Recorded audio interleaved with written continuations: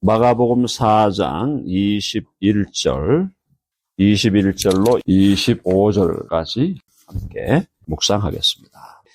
지금 4장 1절로 20절까지는 땅에 떨어진 씨앗에 대한 비유를 우리에게 말씀하셨죠. 네, 그래서 우리가 씨 뿌리는 비유는 모든 성경에 잘 나오기 때문에 결론은 뭡니까? 좋은 땅에 뿌려진다. 좋은 땅에 뿌려진 사람만 구원받은 사람입니다. 아시겠죠? 그러니까 여기 지금 돌밭에 뿌려지고 길가에 뿌려지고 가시떨기에 뿌려졌다는 것은 어떤 사람이 일시적으로 기뻐한다 그랬죠? 일시적으로 기뻐한다. 16절 보세요. 4장 16절 보시면 또 이와 같이 돌밭에 뿌려졌다는 것은 이들을 가리킴이니 곧 말씀을 들을 때 즉시 기쁨으로 받으나 그 속에 뿌리가 없어 잠깐 견디다가 말씀으로 인하여 환난이나 박해가 일어나는 때에는 곧 넘어지는 자요. 그러니까 이런 경우가 비일비재합니다. 처음에 딱 보면은 예수님 믿는 것 같아요. 믿고 막 기뻐하고 세례도 받고 교회 와서 열심히 하는데 나중에 보면은 아닌 거예요. 그러니까 그때는 이 사람이 구원받은 것처럼 우리가 착각을 할 수 있지만은 사실은 아니다라는 거예요. 그러니까 교회에서 내가 세례를 받았다. 이게 중요한 게 아니에요. 세례를 받았으면 제대로 내 믿음이 뿌리를 견고하게 내려야 되죠. 그게 중요한 거지 세례를 받고 안 받고 그게 중요한 게 아니다라는 거예요. 처음에 말씀을 듣고 기뻐하는데 기뻐하는 것이 정말 그 사람의 진정한 믿음이냐라고 할 때는 고난과 시련을 통과해 봐야 되는 겁니다. 예수님 믿고 나서 기쁘고 즐거운 것으로만 계속된다면 그 사람의 믿음이 진정한 믿음인지 테스트가 안 되는 거죠. 그래서 진정한 믿음이 되려면은 바로 환난과 박해가 일어나는데도 그걸 견디고 이 씨앗이 그걸 통과하느냐를 봤을 때에 거의 이 사람은 진짜 믿는 사람이구나. 그때는 거의 우리가 확인할 수가 있죠. 근데 예수님 믿고 처음에 좋았는데 어려움이 오고 예수님 믿고 나니까 손해가 오고 예수님 믿고 나니까 도리어 왕따를 당하고 예수님 믿는 것 때문에 도리어 어려움이 올 때 그때 믿음을 저버리는 경우가 굉장히 많다. 그것은 처음부터 제대로 옥토가 아니었다라는 거죠. 자, 그래서 옥토에 뿌려지면은 30배, 60배, 100배의 결실을 한다. 그러니까 예수 그리스도를 정말 믿는 사람의 삶 속에는 반드시 열매가 나타나게 되어 있습니다. 나를 통하여 누군가 예수께로 돌아온다거나 나를 통하여 누군가가 주님께로 안 돌아오더라도 선한 영향을 받는다거나 또 내가 이 땅에 존재하는 그것으로 그리스도의 향기가 드러난다거나 열매가 나타나게 되어 있습니다. 열매가 없다는 것은 그게 살아있지 않다는 거죠. 늘 우리가 이 말씀에 기초해서 자신을 살피고 내가 정말 예수 믿는 사람인가? 내가 정말 예수 제자인가? 계속 살펴야 합니다. 너무 자만하고 자신하면 안 된다. 확신이 필요하지만 그것이 정말 나를 살피는 것을 늘 자신을 주 앞에 살피고 그때마다 주께로 돌이키고 하는 어제 C.S. 루이스 책을 함께 읽다가 제가 감동을 받은 내용 중에 하나가 회개하는 게 진정한 진보다 그렇게 얘기했어요. 루이스가 회개하는 것이 진정한 진보다. 인생에서 진정한 진보가 이루어지려면 그거는 회개로부터 시작해야 된다. 정확한 얘기죠. 왜냐하면 하나님과 점점 멀어져 가는 사람이 회개하지 않으면 퇴보하는 거예요. 계속 퇴보하는 거예요. 그런데 하나님으로부터 일시적으로 멀어졌던 사람도 회개하여 주께 돌아오면 그것은 진보, 인생이 진보하는 것이죠. 자, 서론적으로 말씀드렸고요. 21절로 들어가 보겠습니다. 또 그들에게 이르시되 사람이 등불을 가져오는 것은 말 아래에나 평상 아래에 두려 함이냐 아니면 등경 위에 두려 함이 아니냐. 아니 등불을 가져왔는데요. 등불을 가져왔는데 이 말이라는 것은 그릇입니다. 큰 주발. 이 그릇 속에다, 그죠? 그 말 아래에 두면은 촛불이, 등불이 보이지 않겠죠? 등불을 비추려고 하는 거죠.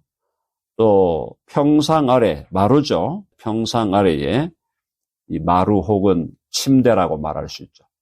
그래서 이 등불을 그 밑에 둔다는 것은 등불의 본질에서 벗어난 거죠. 이해되시죠?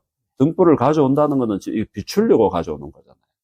그래서 등경 위에는 등을 놓는 받침대죠. 등을 놓는 받침대 그 위에 두어서 빛이 비치게 하려는 것이 등불을 가져오는 것이다. 그러니까 이건 이제 어떤 비유냐 하면은 예수님이 바로 세상의 빛이다. 이 말입니다. 한번 해봅시다. 예수님은 세상의 빛이시다. 그래서 예수님이 세상의 빛이기 때문에 빛으로 세상을 비추기 위해서 오셨다라는 거죠. 비추기 위해서 오셨다.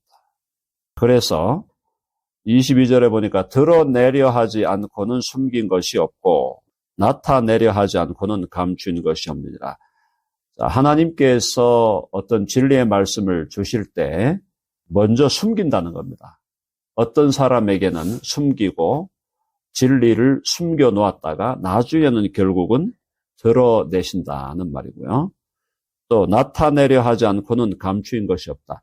감추어 놓았는 것은 결국은 나타내려는 것이다. 이게 이제 여러 가지 의미로 해석할 수 있는데 결국 이제 복음의 비밀이라고 보면 됩니다. 복음의 비밀을 어떤 의미에서는 숨겨 놓았다. 감추어 놓았다. 주님께서 그랬다가 때가 참에 그 복음의 비밀을 드러내셨다. 나타내셨다. 그렇죠? 복음의 비밀을 드러내시고 나타내신 것은 예수님이 세상의 빛으로 오신 것으로 이루어진 것입니다. 자, 우리는 예수님을 떠나 있는 상태에서 우리는 어두움 아래 있는 거죠. 우리의 본질이 어두움 아래 있는 것입니다. 목매함과 어리석음과 자기 중심과 이기적인 욕망 그 아래에 있었는데 예수님의 빛이 우리 가운데 비춰지기 시작하면 우리에게 그 빛이 주님의 복음이 우리에게 드러나게 되면은 결국은 우리는 그 빛으로 나와서 주님 안에서 자유와 구원을 얻게 된다는 겁니다. 23절 읽어볼까요? 시작. 들을 귀 있는 자는 들으라. 네, 참 이게 어떻게 보면은 주님의 말씀이 이것이 어떻게 보면 위로가 되지만은 또 한편으로는 상당히 경계가 되는 말씀이에요. 들을 귀가 없으면 어떡하겠습니까? 참 안타까운 거죠. 주님의 말씀을 들을 귀가 있다. 사랑하는 여러분, 우리가 하나님의 말씀이 내 귀에 들린다는 것은 그냥 무슨 거죠? 웨이브, 음파를 듣는다 그런 말이 아니죠. 그게 아니고 주의 말씀이 이해가 되고 그 말씀에 아멘이 되고 그 말씀을 내가 살아야 되겠다라는 결단이 나오고 실천이 되는 거죠. 그 말씀이 내게 들린다는 것 자체가 최고의 축복입니다.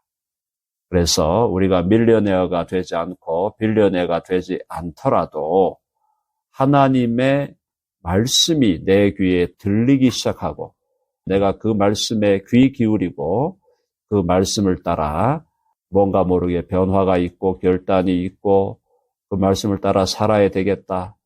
그런 강력한 하나님 말씀에 대한 그런 결심이 선다는 것, 그것이 가장 위대한 축복이다라는 겁니다. 그래서 우리가 그런 부분에서 우리는 계속해서 하나님의 말씀에 집중하는 믿음의 공동체가 되어야 할 줄로 믿습니다. 자, 그 다음에 이제 잘 들으라. 또 이렇게 또 말씀하셔요. 24절 읽어봅니다. 시작. 또 이르시되 너희가 무엇을 듣는가 스스로 삼가라. 너희의 헤아리는 그 헤아림으로 너희가 헤아림을 받을 것이며 더 받으리니. 25절. 있는 자는 받을 것이요 없는 자는 그 있는 것까지도 빼앗기리라. 사실 이런 말씀은 특별히 25절 말씀은요 굉장히 어려운 말씀이에요. 인간적으로 생각하면은 예수님이 이런 말씀을 하셨다고 잘 이해가 되지 않는 부분인데 일단 24절부터 보십시다. 또 이르시되 너희가 무엇을 듣는가 스스로 삼가라. 뒤에 나오는 내용을 보면 결국은 사람을 비판하고 판단하는 말이다라고 말할 수 있습니다. 그러니까 무엇을 듣는가 할 때 어떤 사람이 어떤 사람을 비판하고 판단하는 말을 들을 때는 삼가라는 겁니다. 이해되시죠? 근데 우리는 잘못하면요, 우리가 성령으로 충만하지 않고 우리가 영적으로 민감하지 않으면 누가 누구를 욕하는 얘기를 굉장히 듣고 싶어 하잖아요. 그게 우리 본성이에요. A가 B를 욕하는 얘기를 들으면 막 신이 나고 맞아. 그런데다가 내가 B를 별로 안 좋아하면은 A가 B를 막 씹어 제끼면은 쾌감이 생긴다 이 말이에요. 그게 인간의 죄악된 본성입니다. 근데 그 얘기를 들을 때 말이죠. 그 얘기를 듣고 나서 거기에 내가 동의한다면은 나도 그 죄에 참여한 게 되는 겁니다. 그러니까 삼가라는 거예요. 참 이게 무서운 얘기죠. 제가 신앙생활하고 많은 분들을 옆에서 이렇게 돕고 하면서 느꼈던 것 중에 하나가 뭐냐면 믿음이 연약한 분들 중에 대부분이 그런 분들이에요. 다른 사람이 와서 살랑살랑 하면서 사람을 욕하잖아요. 그러면 그 말에 그대로 넘어가 버립니다. 판단력이 사라져 버립니다. 이런 말씀 드려서 죄송하지만 누가 와가지고 담임 목사님에 대해서 이러쿵저러쿵 막 욕을 하잖아요. 그럼 거기에 싹 넘어가 버려요. 싹 그냥 넘어가 버려요. 그렇게 넘어가는 분들을 보면 대부분이 어떤 분들이냐? 믿음이 연약한 사람들이에요. 믿음이 약하니까 분별이 안 되는 거예요. 이 사람이 와가지고 이런 얘기를 할 때 이 이야기를 왜 하는가? 담임 목사뿐 아닙니다. 누구든지 똑같아요. 아까 말씀드렸잖아. B에 대해서 약간 느낌이 안 좋았는데 누가 와가지고 A가 와가지고 B를 막 욕하잖아요. 그러면 처음에는 이거 좀 거시기한데 이랬다가 나중에는 막 동의하면서 박수치고 한다 이 말이죠. 특별히 누가 누구를 욕하고 비난하는 그런 얘기들은 절대 귀에 담으면 안 됩니다. 들어도 왼쪽으로 듣고 오른쪽으로 흘려보내야 돼요. 자, 해봅시다. 판단하지 말라. 판단하지 말라. 심판하지 말라. 심판하지 말라. 그러나 분별하라. 분별하라. 그럼 아멘 하시죠? 분별하셔야 돼요. 분별. 그래서 누구의 얘기도 어떠한 리트머스 시험지라든가 어떤 여과기가 없이 들으면 안 된다 이 말이에요. 거기 나오잖아요. 너희가 무엇을 듣는가 스스로 삼가라. 그래서 누가 누구를 욕할 때는 피해버려야 돼, 그 자리를. 그 자리를 피하든지 아니면은 그런 얘기 하지 마세요. 한번 꾸짖든지. 그렇게 하셔야지. 그 얘기에 장단 맞춰가지고, 그래요? 정말 그래요?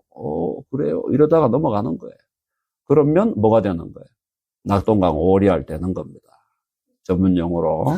자, 그래서 정말 여러분, 내가 무엇을 보느냐도 조심해야 되고, 내가 무엇을 듣느냐도 조심해야 된다. 내가 무엇을 말하느냐도 물론 조심을 해야 되겠죠. 자, 그래서 거기 보면 뒷부분에 보니까 너희의 헤아리는 그 헤아림으로 판단하는 거예요. 심판하는 겁니다. 너희가 헤아림을 받을 것이며. 예수 믿음으로 믿음이 성장하면요. 어릴 때는 판단합니다. 심판합니다. 저 사람 저래가지고 저게 무슨 장로라고 저게 무슨 집사라고 권사라고 판단하다가 믿음이 어린 사람들은 믿음이 자라면은 판단하기보다는 이제 분별하면서 이해하게 되죠. 나와 같이 저분도 참 죄와 싸우느라 힘드시구나. 한번 해봅시다. 죄와 싸우느라 힘드시구나. 여러분 아멘 하시죠? 죄와 싸우느라 저도 개인적으로 죄와 싸우느라 너무 힘들어요. 죄와 싸우느라. 죄라는 거는 시시때때로 올라오니까요. 이게 어떤 때는 올라가겠습니다. 보고하고 올라오는 적이 없어요. 이 죄라는 게. 이때 올라갑니다. 조심하세요. 이런 게 없다니까요. 행복하고 기쁘고 즐겁게 잘 보내고 있는데 갑자기 이상한 생각이 들어오고 갑자기 이상한 말이 들리고 갑자기 사람 표정이 이상해 보이고 이런 거예요. 근데 그게 다른 사람의 문제가 아니라니까요. 나의 문제죠. 내가 문제입니다. 내가. 그래서 예수 그리스도를 믿고 신앙생활하면서 가장 큰 대적자가 누구냐? 나예요. 나 자신. 나 자신과의 싸움이 가장 어려운 싸움. 자, 그래서 너희의 헤아리는 그 헤아림으로 너희가 헤아림을 받을 것이며 더 받은다. 무서운 얘기예요, 지금요. 더 받는다는 것은 더 중한 심판에 처하게 된다. 그래서 예수 그리스도를 믿는 사람의 특징은 뭐냐? 믿음이 자라면 자랄수록 다른 사람을 판단하기보다는 분별하면서 이해하고 또 분별과 이해하면서 더 사랑하게 되는 것이죠. 참 힘든 겁니다. 여러분, 사랑한다는 게요. 사랑을 해보신 분들은 알죠. 사랑이 정말 힘들구나. 사랑을 진짜 해보신 분들은 다 알게 돼 있어요. 사랑한다는 게 이렇게 힘든 줄은 정말 몰랐습니다. 너무너무 힘드네요. 그런데 사랑을 안 해본 사람들이 사랑이 뭐 쉬운 것처럼 막 말을 하고 다닙니다. 아닙니다. 누군가를 진심으로 사랑한다는 것. 그것이 남편이든 아내든 자식이든 옆에 있는 우리 교회의 지체든 누구 하나를 진실하게 사랑하기 위해서는 나를 엄청나게 죽여야 되는 거예요. 나를 죽이지 않고는 누구 하나 제대로 사랑할 수 없는 게 우리 죄된 인간의 본성이다. 우리 안에 있는 죄성은 여전히 남아있다. 그럼에도 불구하고 주님 우리를 다 용서하셨죠. 용서하신 선언은 불변입니다. 그래서 우리는 하나님 앞에 의인이라고 인정을 받습니다. 그러나 죄가 남아있는 죄성의 이 현실은 여전히 강력한 도전으로 우리에게 남아있다는 것.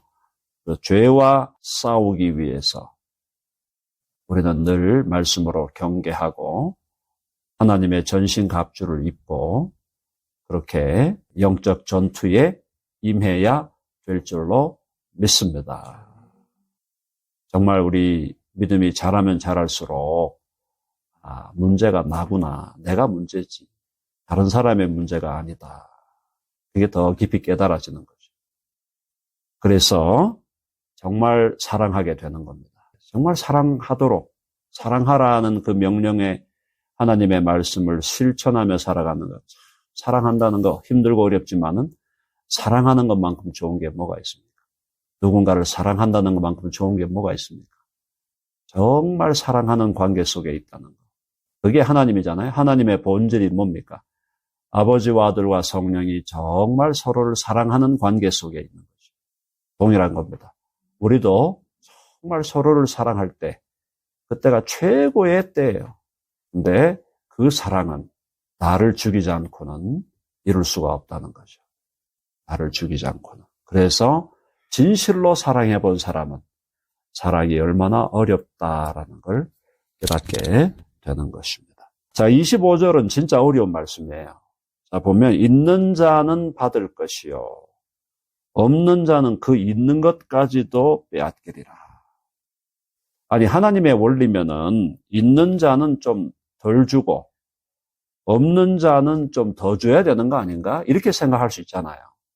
그게 약간 상식적이지 않습니까? 아니, 누구가 있는데 있는 사람에게는 조금 덜 주고 없는 사람은 좀 더 줘야 이게 하나님 나라의 원리가 아닌가 이렇게 생각한다 이 말이죠.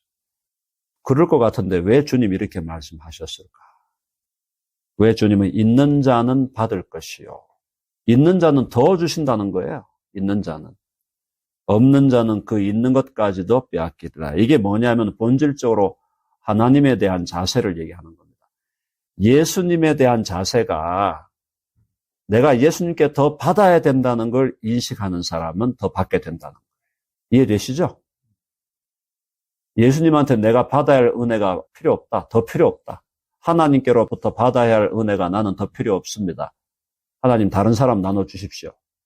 이거 뭐 하는 거예요? 교만한 거예요. 교만한 거. 아니 내가 지금 은혜 받아야 되는데 그러면 제대로 기도하려면 주여 내게도 은혜 주시고 내 옆에 있는 지체들에게도 은혜를 주옵소서. 그렇게 간구해야 되는 거죠. 근데 이렇게 얘기하는 거예요. 나는 괜찮습니다. 뭐 나는 하나님이 나한테 주시든 안 주시든 나는 뭐 상관없습니다. 다른 사람에게 주십시오. 언뜻 들으면 괜찮은 얘기 같잖아요. 매우 신사적인 얘기 같은데 그 자세가 잘못됐다. 우리 모두는 하나님 앞에 거지라 그랬습니다. 루터의 고백이죠. 우리는 거지입니다. 그것은 진리입니다. 매 순간 주님께로부터 받지 않으면 내가 나를 지탱할 수 없다는 거죠. 이걸 느끼셔야 돼요. 가장 큰 죄가 뭔지였어요? 가장 죄의 큰 문제가 뭐냐면 하나님 없이도 내가 self-sufficient 하다고 생각합니다. 하나님이 없이도 나는 self-sufficient하다. 자충족하다. 이게 죄의 본질이거든요. 하나님이 없이도 나는 괜찮다라고 하는 게 그게 죄의 본질이에요. 예수 그리스도를 진심으로 믿는 사람은 하나님이 없으면 안 된다. 이 순간 주여 은혜를 내게 주셔야 됩니다. 이 순간 내게 힘을 주셔야 됩니다.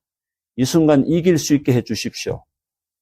간절한 마음으로 하나님을 바라보고 주님을 바라보는 거예요. 그 사람이 진실한 믿음의 사람이고 하나님 잠시 저 떠나 계셔도 괜찮아요. 멀리 가셔서 저 멀리 가서 아프리카 사람 도와주시고 저 멀리 가서 남미 사람들 도와주시고 저 멀리 가서 동남아 사람들이나 도와주시고 저는 하나님 신경 안 쓰셔도 됩니다.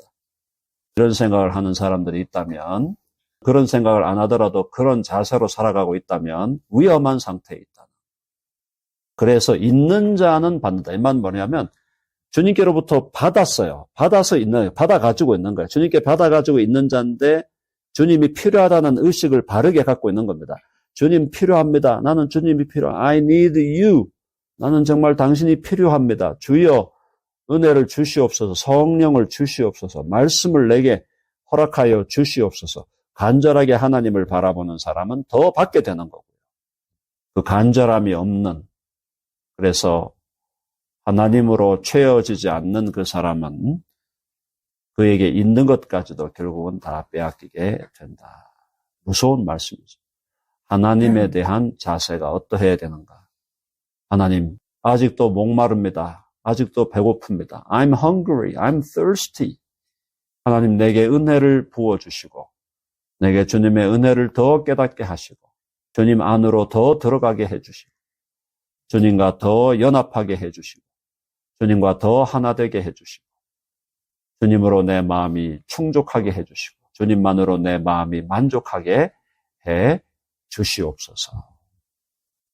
그렇게 나아가는 자가 지혜로운 자고 마치 하나님이 내게 필요 없는 것처럼 살아가는 사람들, 그 사람들은 정말 위험한 가운데 있다. 우리가 우리 자세를 다시 한번 새롭게 하고요. 하나님 아버지, 오늘도 간절히 주의 은혜를 사모합니다. 기도 제목들이 많지 않습니까? 우리가 지금 11월 5일 날 우리 선교사님 시험 앞두고 있는데 합격하기를 기도합니다. 건강하지 않은 분들 건강 회복되기를 기도하고 기도 제목이 너무나 많잖아요. 집이 팔려야 되는데 안 팔리고 있어요. 기도해야 되잖아요. 얼마나 기도할 제목들이 많습니까? 정말 간절하게 기도함으로 기도에 또 응답하시고 응답 혹시 다른 방식으로 응답하시더라도 한번 해볼까요? 모든 것을 합력하여 선을 이루시느니라. 내가 기도한 그대로 혹시 주님 응답하지 않으시더라도 하나님은 모든 걸 합력해 선을 이루어 가시는 분이시다. 그 사실을 정말 진실로 우리가 믿는다면 우리는 끊임없이 주님을 구하고 내가 주님으로 채워지면요 사랑할 수 있게 됩니다. 아멘 하시죠? 네, 주님으로 채워지면 우리는 사랑할 수 있게 되는 거예요. 내 힘으로 하려고 하면 안 된다. 내 힘으로 하면 안 된다. 기억하시고 그래서 주님을 더 깊이 갈망하고 사모하는 저도 그렇고 우리 모두도 더 주님의 은혜와 주님의 지혜와 주님의 능력과 주님의 그 인내와 주님의 그 사랑을 긍휼의 마음을 정말 목자의 심정, 아버지의 심정을 우리가 함께 받아 하나님의 마음을 따라 살아가는 우리 모두가 되어야 하겠습니다. 네, 기도하겠습니다.